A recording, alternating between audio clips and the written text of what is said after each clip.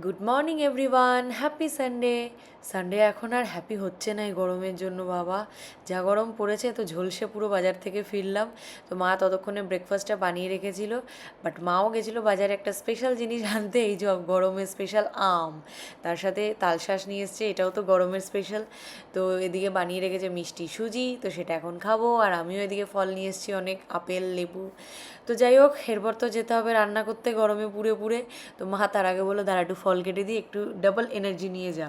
তো আমটা কিন্তু দারুণ মিষ্টি ছিল। তো যাই হোক, একটু দেরি হয়ে গেছিলো বলে দুদিকের গ্যাসে দুটো কড়াই বসিয়ে রান্না শুরু করে দিয়েছিলাম। তো চিংড়ি মাছের মালাইকারি হয়েছে, রুই মাছের কালিয়া হয়েছে, আমার পনিরের তরকারিও হয়েছে। বাট আমার পনিরের তরকারিটা কিন্তু সেদিনকে দারুণ খেতে হয়েছিল, জাস্ট ফাটাফাটি।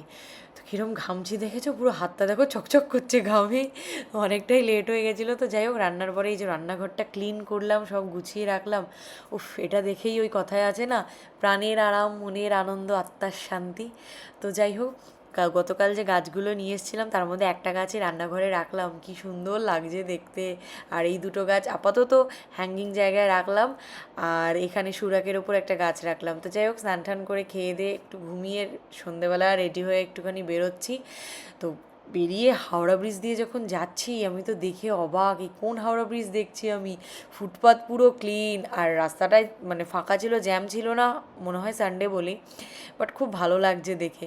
তো যাই হোক, যাচ্ছিলাম কেয়া শেঠ এক্সক্লুসিভে।